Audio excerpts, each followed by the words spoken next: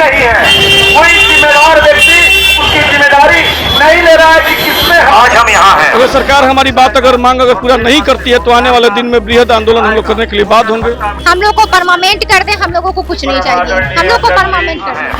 आज हम लोग तय करेंगे यहाँ से कि हम लोग यहाँ से जाने के बाद कल से क्या करेंगे, कल से क्या करेंगे वो बता दिया। 17 अगस्त सुसैजन के माध्यम से मांग पत्र भेजेंगे। अगर उससे भी नहीं होगा तो 28 नवंबर को माननीय मुख्यमंत्री का घेराव इसी गर्दनी बाग में। महिला को शोषण हो रहा है, पहले भी हो रहा है, आज भी हो रहा है और आगे भी होगा। दोस्तों नमस्कार, बहुत स्वागत आपका चौकस भारत में। मैं आपका दोस्त रजत।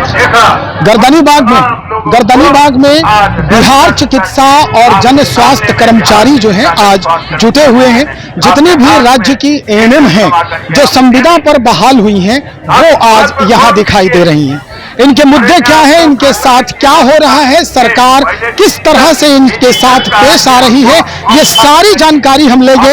लेकिन उससे पहले हम आपको बता देते हैं कि पिछले कई दिनों से इनका जो आंदोलन है, इनका जो धरना प्रदर्शन है, ये लगातार चल रहा है।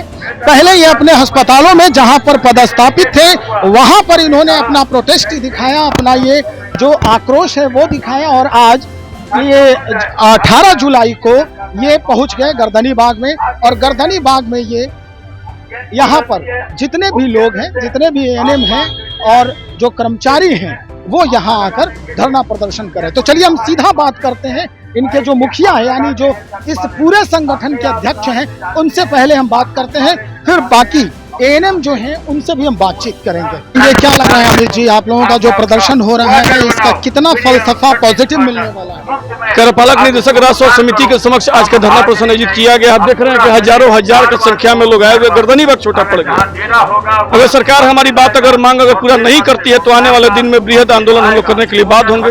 इसमें हमारा मुख्य मांग यही है कि एनएचएम के जो कर्मचारियों पर एफआरएस सिस्टम जो लागू किया गया है उसको रद्द किया जाए, समान काम का समान वेतन दिया जाए, 4 माह का जो बकाया वेतन है मानदेय है उसको अविलंब भुगतान किया जाए, गृह जिला पर स्थापन किया जाए। सही 7 सूत्री मांगों को लेकर के धरना प्रदर्शन आयोजित किया गया। धरना प्रदर्शन तो हो रहा है, कहा जा रहा है कि भाई आप लोग किसी गुट से भी यानी किसी संगठन से भी आप अपने आप को जोड़ दिए हैं। ये संगठन आपको कितना लाभ देने वाला है? इसके पहले भी लाभ मिला है संगठन का? ये जो संगठन बिहार चिकित्सा जन स्वास्थ्य कर्मचारी संघ आज का संगठन नहीं है, आजादी का पूर्व संगठन है, उसके हम सहायक महामंत्री हैं। ये संगठन के बैनर तले हम लोगों ने लगातार पीएमसीएच का, कोई याद होगा जो परिचर्या जो लगातार आंदोलन करती थी, उनको हम लोगों ने परमानेंट कराने का काम किया। तमाम संविदागत एएनएम को, परिचर्याओं को, लैब टेक्नीशियन को, ड्रेसर को, ओटी असिस्टेंट को हम लोगों ने संगठन के बैनर तले परमानेंट कराने का काम किया। और चिकित्सा में लगातार हम लोगों ने संविदा मुक्त कराने का काम किया। लेकिन सरकार की जो नीति है उसके तहत लगातार फिर संविदा पर बहाली हो रही है। मैं उसका पुनः विरोध कर रहा हूँ कि ठेका अनुमूलन अधिनियम 1970 में व्यवस्था है कि अस्थायी प्रवृत्ति वाले विभाग में ठेका संविदा बहाली नहीं करनी है।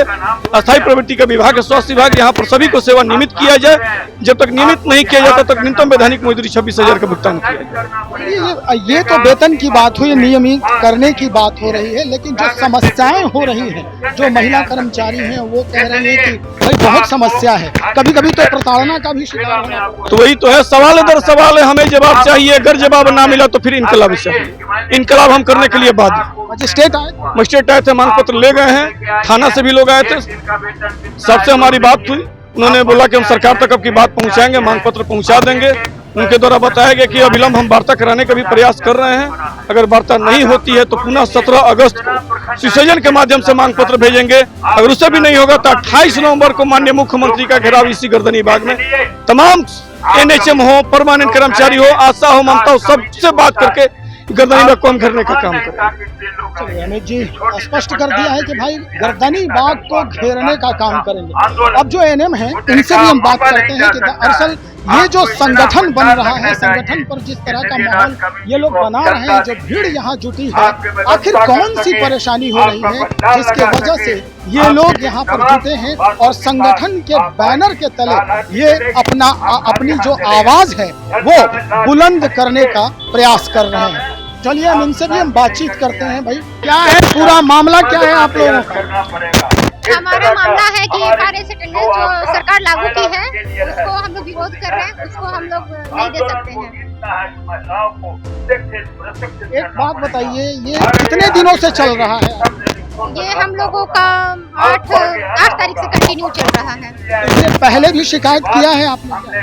हाँ, हम लोग 6 तारीख को भी धरना प्रदर्शन पे आए थे और फिर हम लोग 12 को आए, फिर आज आए 18 को। लगभग कितनी संख्या होगी? लगभग अभी 3-4-5 हजार क्या 4-5 हजार।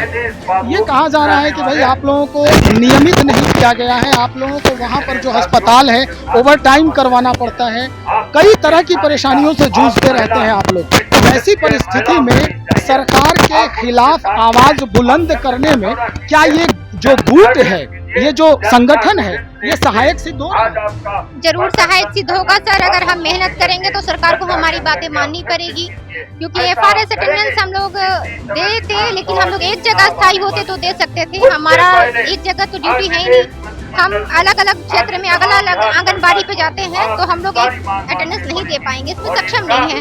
अगर हम अटेंडेंस नहीं देते, हमारी सैलरी कट जाती है, तो फिर हमारा ड्यूटी पूरा दिन करने के बाद भी हमारा वेतन कटेगा, तो वो तो गलत है ना। अगर नहीं मानती है सरकार तो क्या करेंगे? और भी आंदोलन आगे बढ़ेगा। अनिश्चितकालीन धरना करेंगे, अनिश्चितकालीन धरना प्रदर्शन करेंगे, क्योंकि हमारी एक और मांग है, या तो सरकार हम लोग को परमानेंट कर दे, जैसे काम हम लोग से लिया जा रहा है, काम बढ़ाया जा रहा है, FRS अटेंडेंस सारे कुछ लागू कर रहे हैं, तो हमारा वेतन भी उसी हिसाब से होना चाहिए ना। वेतन हमारी उतनी है नहीं, पैसा भी टाइम पे मिलता नहीं है, काम तो लोग बराबर कर रहे हैं। हम लोग को परमानेंट कर दें, हम लोगों को कुछ नहीं चाहिए, हम लोग को परमानेंट कर दें। खत्म करें, हम लोग की सीधी मांगे कि परमानेंट करे, समान वेतन FRS सिस्टम समाप्त करे, यही मांग है सरकार से। मांग यही है। लेकिन अब सवाल ये उठता है कि आप कह रही है 5000 महिलाओं की संख्या है यहाँ पर, बहुत जल्द नजदीक जो कहा जाता है विधानसभा चुनाव भी है, सरकार अगर नहीं मानती है तो आपके नेता कह रहे हैं कि हम हर तरह से साम दाम दंड भेद का प्रयोग करेंगे। आप लोगों ने क्या सोचा है? नीतीश कुमार हमेशा महिलाओं जो है, महिला कर्मचारी है या महिला के प्रति उनके प्रति सॉफ्ट कर्नर है, लेकिन आप लोग जो है आज धरना प्रदर्शन पर है, आपको अस्पतालों में रहना चाहिए, आप रोड पर बैठी हैं। ये जो है आज का हम लोग को महिला का बोलते हैं कि सरकार की हम समान काम समान इज्जत देते हैं, लेकिन सरकार ऐसे कभी नहीं करती। महिला को शोषण हो रहा है, पहले भी हो रहा है, आज भी हो रहा है और आगे भी हो। अगर आज हम लोग एकजुट नहीं होते हैं तो सरकार को ये मांग पूरा करना ही पड़ेगा, क्योंकि हम लोग जितना क्षेत्र में जाकर के दिक्कत से काम करते हैं उतना सब कोई नहीं करता है, क्योंकि क्षेत्र में जाकर के बीच में गली में नाले में सब बिना छत के पंखा के कुर्सी के जमीन में बैठ के काम करते हैं। इसके लिए सरकार को हम लोग को मांग पूरा करना होगा। ये FRS सिस्टम लगा दिया, दिन में 3 बार 9 बजे से 5 बजे कैसे हम लोग बैठेंगे? वहाँ व्यवस्था भी नहीं होती है, ना नल का, ना पानी का, ना टॉयलेट का, कैसे हम लोग महिला शाम 5 बजे तक बैठेंगे? हम लोग को विरोध किए FRS के सिस्टम का कि हम लोग नहीं करेंगे। अगर समान काम वेतन करेगा तो समान वेतन चाहिए हमको, समान काम के लिए। हम लोग 2 क्षेत्र में 2 तरह के काम करते हैं, एक परमानेंट और एक हम लोग। उन लोग के लिए FRS सिस्टम नहीं लागू किया, हम लोग के लिए लागू किया गया। ये जो सारा नाइंसाफी है हम लोग के लिए। हम लोग सब लोग पहले उन लोग के लिए वो लोग वेतन माने। अरे हम लोग को ये वैसा रहा तो आगे आंदोलन रहेगा, तो फिर चुनाव पे तो प्रभाव पड़ेगा ही। हम लोग जितनी बयाना है उसमें चुनाव का वोट बैलेंस तो सरकार की गिरेगी ही गिरेगी, क्योंकि हम लोग कोई वोट नहीं देने वाली है। क्यों वोट देंगे? सरकार जब हमारी मांग पूरी नहीं करेगी तो हम क्यों वोट देंगे सरकार को? हम अपने फैमिली को भी रोकेंगे वोट देने के लिए, पब्लिक को भी रोकेंगे। हाँ रोकेंगे। ये जो सारे पब्लिक है वो उस पर प्रभाव नहीं पड़ रहा है। सब देख रहे हैं कि हमारे महिला एनएम पे, महिला CHO पे सब कितने नाइंसाफी हो रहा है, सरकार ये ध्यान में नहीं रखे हुए हैं। इसके लिए तो हम लोग अगर आज सरकार मांग पूरी नहीं तो आगे भी आंदोलन जारी रहेगा, हम लोग कभी इससे पीछे नहीं हटेंगे।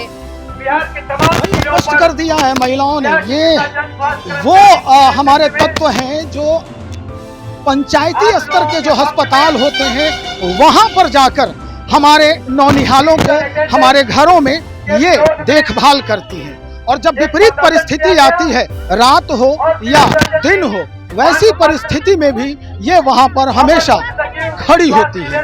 लेकिन ये सिर्फ मांग ये रही है कि भाई जो हम काम कर रहे हैं और हमारे अनुसार, हमारे ही तुलना में जो सीनियर लोग काम कर रहे हैं, जिनका ये कहा जाता है कि उनकी बहाली जो है वो नियमित कर दी गई है, परमानेंट कर दिया गया है, उन्हें वेतन अलग दिया जाता है। यानी एक ही काम के लिए 2 तरह के वेतन को निर्धारित करना ये इन्हें खल रहा है। और यही वजह है कि अब सरकार को सीधे सरकार के आंखों में आंख डालकर बात करने की हिम्मत जुटा ली है।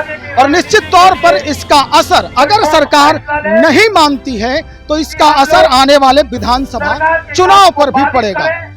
पहले भी देखा जा चुका है कि लोकसभा में किस तरह से क्या कुछ परिवर्तन हो गया है राजनीतिक तौर पर, और अब ये जो महिलाएं हैं वो ठान ली हैं, वो कमर कस रही हैं। तो चलिए इंतजार करते हैं, देखते हैं कि सरकार इनकी बात सुनती है या फिर इनके द्वारा जो निश्चय लिया गया है, जो कस्में खाई जा रही है, वो पूरा होता है 2025 के विधानसभा चुनाव में। बने रहिए हमारे साथ, हम और भी खबरों को लेकर बहुत जल्द हाजिर हो रहे हैं। बहुत शुक्रिया आपका।